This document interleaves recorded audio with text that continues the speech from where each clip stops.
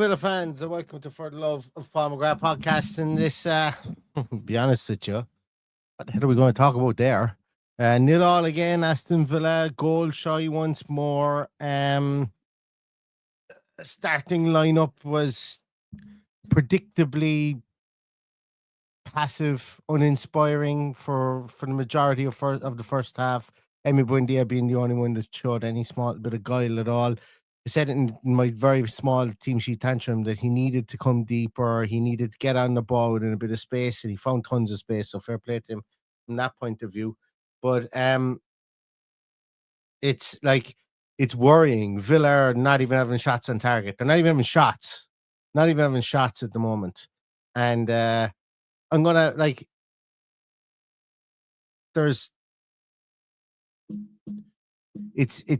uninspiring is the word I'm going to use, because I was going to start swearing and everything. It's 5 o'clock on a Saturday, and look, I don't have to do it.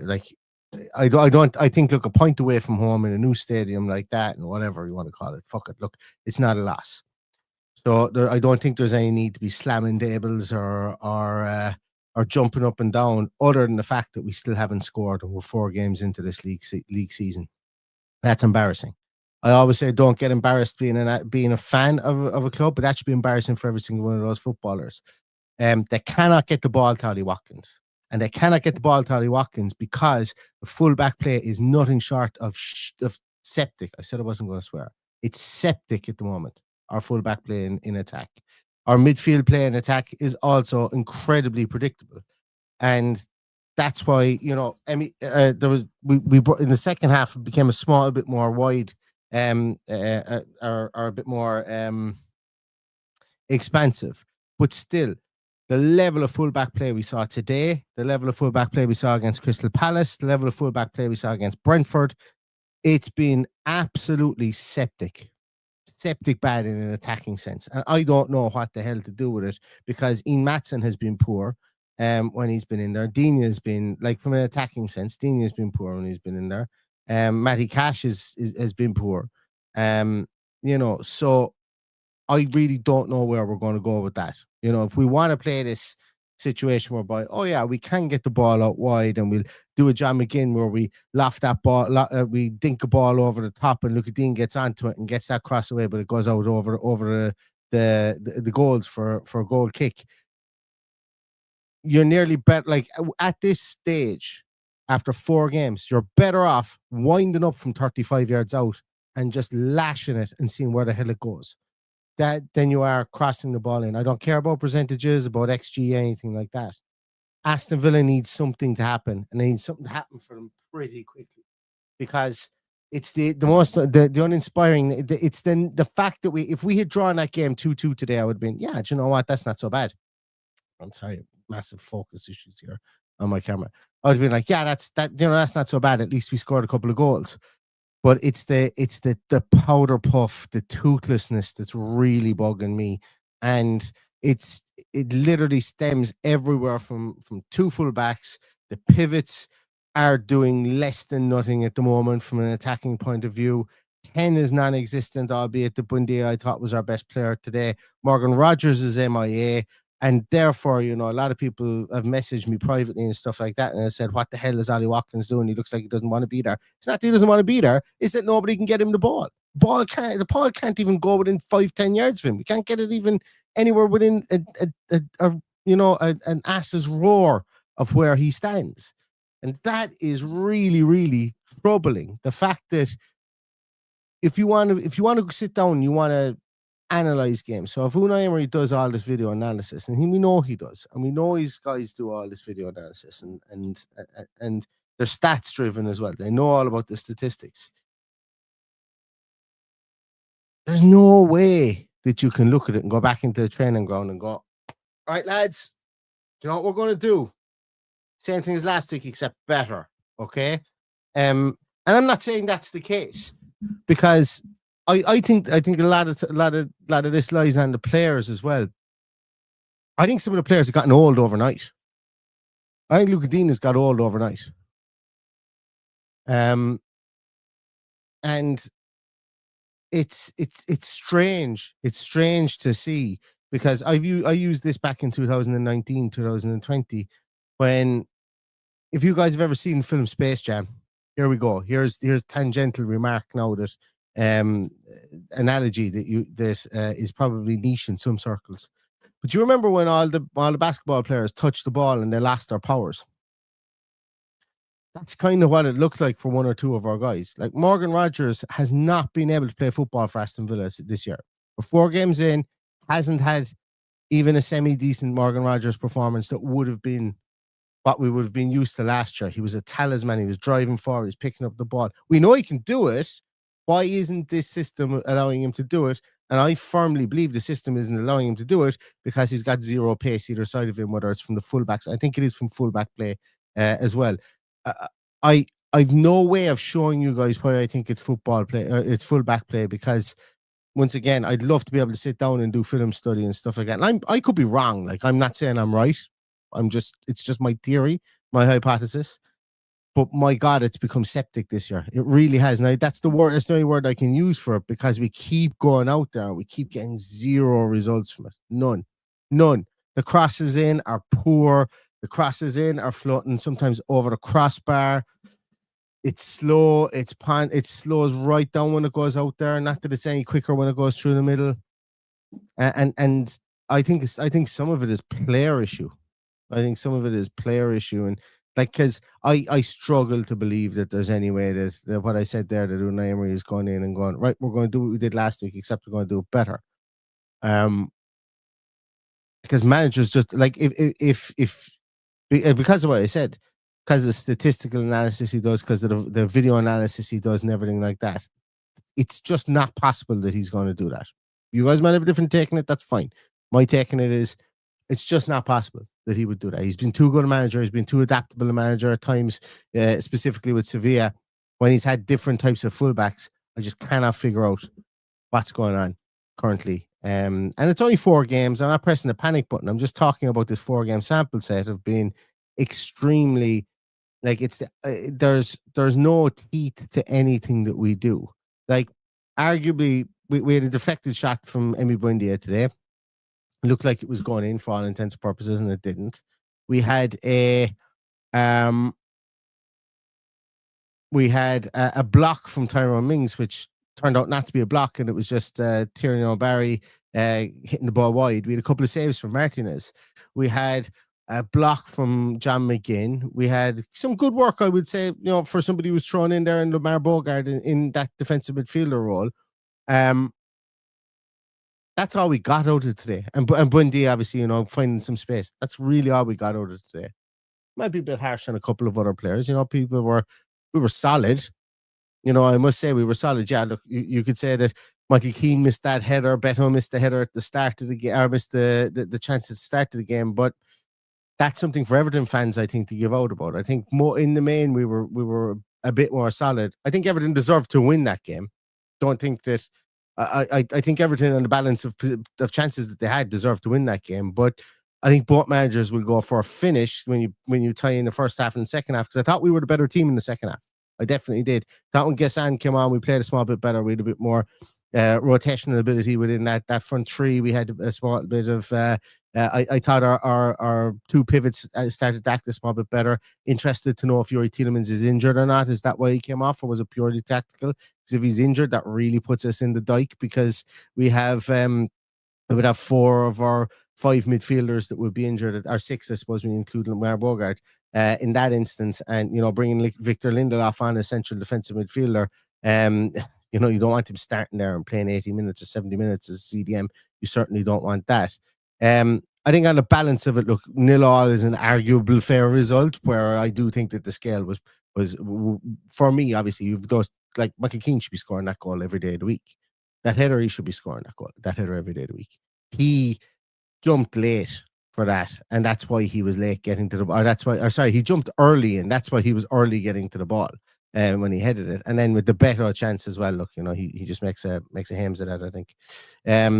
But yeah, look, I think, for a team, for an away point isn't exactly the worst thing in the world. As I say, the result for me isn't what's getting me annoyed. The result, it's the manner of the performance that's got me annoyed in this. And It's not even annoyed. It's like it's incredulous more so than anything else, because I cannot understand how we have lost the ability to play the ball from the midfield third into the attacking third at all.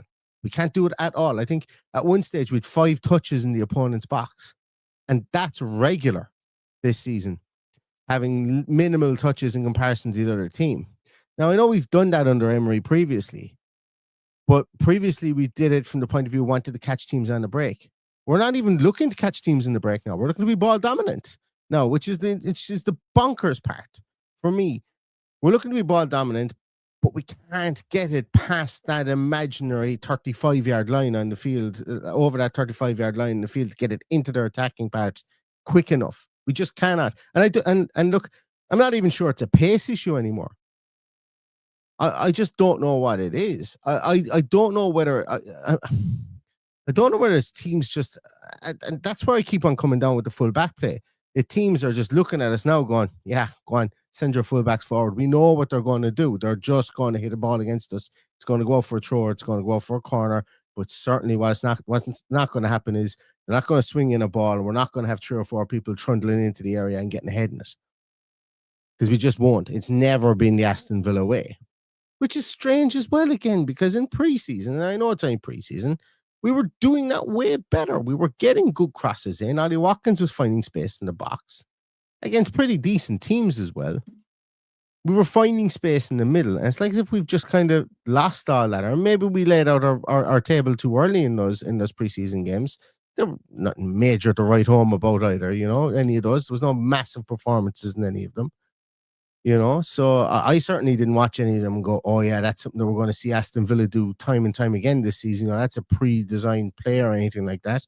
I just thought there were natural occurring goals, and we conceded poor goals, and we scored goals from some opportunism and some good, well-worked opportunities. But Harvey Elliott, I suppose, look, just to give him a mention, he came on as well. I thought, you can see what he does. You can see what he does. I'm hoping that we see more of a link up with. There was one ball he looked a small bit frustrated with. I don't know if you guys remember it. He played a kind of a ball down the side, and Evan Gassan didn't expect him to do it, and Gassan got the cross in, but it had just gone out of play. Kind of gave him a bit of a look. I want somebody up there that's going to come in here and demand standards. It isn't going to be as passive. Morgan Rogers does not demand standards. That's fine. I'm not writing off Morgan Rogers. I think he's still a superb player. Anyone's allowed to have a down period. That's fine. He's a young player. He's not going, and he's not killing Mbappe. He's not going to be 10 out of 10 every single game. But and I don't know if Harvey Elliott is this person, but once again, I'm going to say it again, I'm blue in the face. Leaders in that top half of the field are not there. Leaders at the back, arguably, are maybe there. You've got Emi Martinez, who did an awful lot of tapping the badge today, and an awful lot of saying to people, I'm staying here, boom, boom, tap my badge, and blow him kisses at the fans and stuff like that afterwards. And that's fine. I want him to re-ingratiate himself. I want him to go through all that ritual, all that stuff. If he feels he needs to do that to get let the fans know that, listen, bygones be bygones. Do it every single day. Stay there for an hour doing it to an empty stadium if you need to. I have no problem with all that. Tyrone Mings, again, showing that he's a leader today. I thought he was the best I thought he was probably our best player today, Tyrone Mings. Then you work your way into midfield. You're going to have John McGinn, obviously wears the armband, Joey Tielemans. But when you get up to that striking area or whatever, there's nobody there that has that kind of captain mentality that wants to grab it by the neck and be that ruthless striker. It seems all too pre-prescribed. But when Harvey Elliott came on, I thought, there was a couple of different, quicker passes, crisper triangles kind of happened. He didn't do it a pile, don't get me wrong. I'm not being over zealous about him or over hyperbolic about him. Just saying there was 1 or 2 things that happened when he came on. It didn't happen. They didn't amount to anything, but it didn't happen when he wasn't on the field.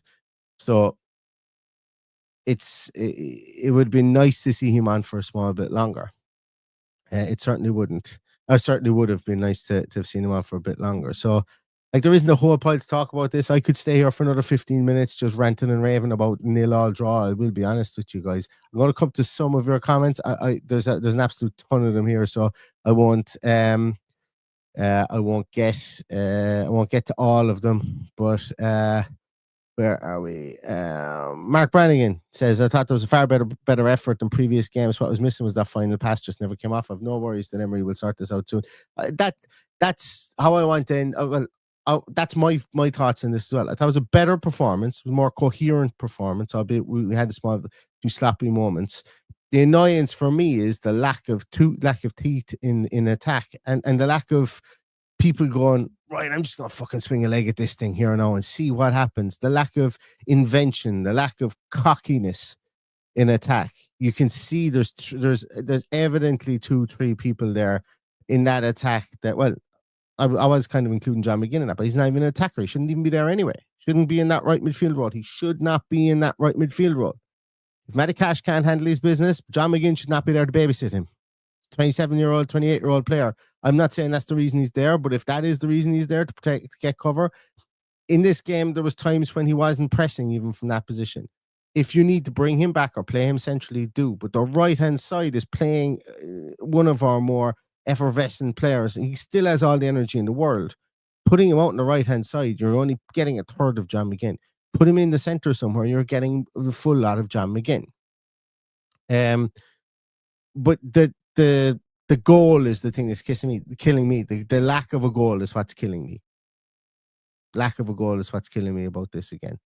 I don't even know who we have in our next game. My mind is all over the place. I'm just going to Google it here. Brentford in the cup during the weekend in Sunderland. Yeah, I thought it was Sunderland next weekend away. We need to start scoring goals.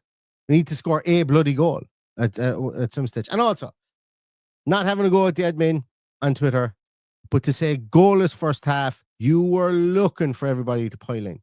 To use the word goalless in the caption, you were looking for everybody to pile in there. You need to be a bit smarter there with the propaganda as well, please. That would be nice too. Let's go. Where are we? So I'm going to go down. Joe says Cash and Bogart played pretty well. That was promising. Yeah, look, we were more structured in defense for sure, and Cash was structured in defense. But the fullback play going forward is just it's not good. It's not good. It just isn't, and it's causing a lot of issues with how we're moving the ball through the thirds. It really is, and it's so easy for teams. So like players can jog out to the fullbacks because they're not doing anything quick enough at all. Yeah, that's just my view on it. People can disagree. It's absolutely fine. Where are we there? I'm just going to scroll down here and pick one at random. Gaz Oaks here says Jack did not. Yeah, I think we handled Jack Grealish well. I think we did. Do you know who's a nice player though? And do you know what? He's nice. He was a nice player for them when he was on the ball. He was getting back and he was getting fouls against us and he was fouling us at times. It was Iliman Ndiaye is a nice player. Nice player. He's although we all knew that. Like obviously that's no hot take or anything there, but he's a good player. He was very good for them today, I thought. Gonna scroll down here. Where else are we? People saying they're done with Emery. I'm definitely not there yet. Bladnetter says Martinez won us a point. Yeah, thought he was really good in goals. Reingratiate himself into the team, into the fans, for sure. He's still a bloody good goalkeeper, regardless of what happened on the 1st of September, for sure. Where else are we? Just scrolling down here. I'm probably taking things out of context as well here. If I Nathan Stokes says you have to put the blame on the manager's door. The stubbornly keeps picking the same right back that makes the same mistakes. I don't think Gary Cash made any mistakes today. That's the thing. But I agree with the first part here, or maybe the stubbornly keeps picking part is something I'm beginning to agree with. Now, we don't have a fully fit squad here. So I think midfield and stuff like that, and in defense, I think to a lesser degree, is, some of those picks are forced upon him. But I don't agree with Matty Cashbury. I think in defense he was fine. He was structurally, he was fine. He's just going forward, just wasn't for me today. Wasn't for me. Where else are we? Um, mm, yeah, these questions are impossible. I'm not having to go off you, Western Nude. Certainly not. But are the players enjoying playing for Unai? Like, if after 4 games the players are saying we're not enjoying playing for Unai anymore after all the success he's brought to them, then it's a player issue. It's not an Unai Emery. For me, it's not an Unai Emery issue. They're 3.5 years into this. They're 3 years into this, should I say? And the success, like none of them would have ever played European football for Aston Villa under another manager. And that's, there's if they're going to down tools and start blaming the manager, then we've got a bigger problem with the club. Bigger problem. That would be my view on it. Other people can have a different one, as I said, for sure. Where is it? Jonathan Ridgway, I'll give you a wave. Oh, where are we?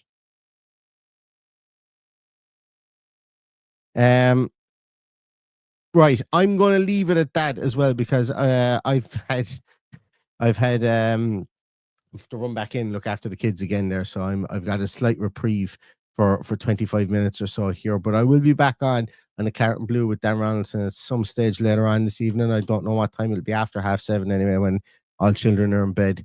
Hopefully in bed asleep at that stage. But I'll be back on and hopefully having somebody else, I might be able to knock more thoughts together when we're chatting to people. So come join us for that. But thanks a million, everybody, for jumping in for this. We've nearly 1,000 people listening to my murmurings, rantings, and I don't get too hot under the collar, but I think today I stand by a lot of what I said today, even though it wasn't in any way controversial. And we just need to start seeing changes to it. Brentford needs to be different.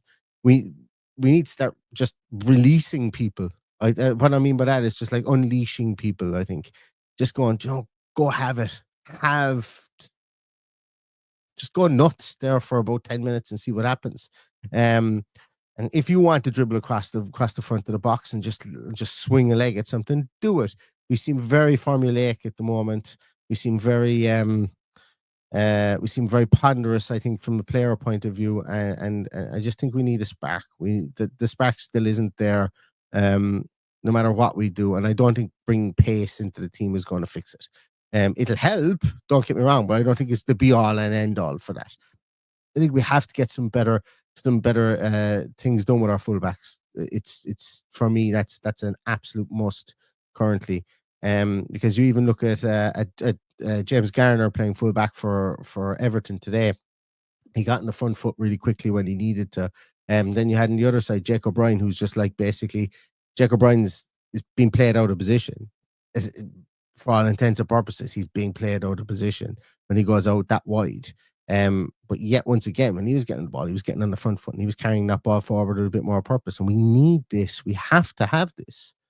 I think that's my biggest thing. They came out of today. I just thought that we were very, from an attacking point of view, from, as I said, within the midfield, with the fullbacks and with outside of Emi Buendia, I thought that we were once again all looking around for somebody else to do it, and that's the worrying part for me.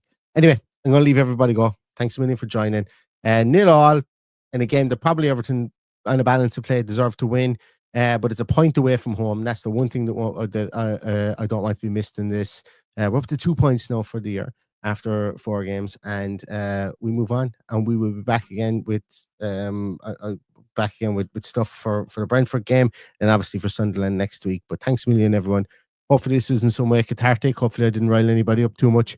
And as I said, thanks a million for all your time, because you can never get that back. You never get that 90 minutes back from watching that game. You certainly won't get the 24 and a half minutes back from watching this again. Villa AM actually will return again tonight as well. There's one time. It's a little kind of thing that I want to do on Villa AM in a more shorter form. So if you do enjoy the team tune to Villa AM, it will be back in your ears tomorrow morning as well. But in the meantime, everyone, stay safe, stay healthy. And all that's left to say is up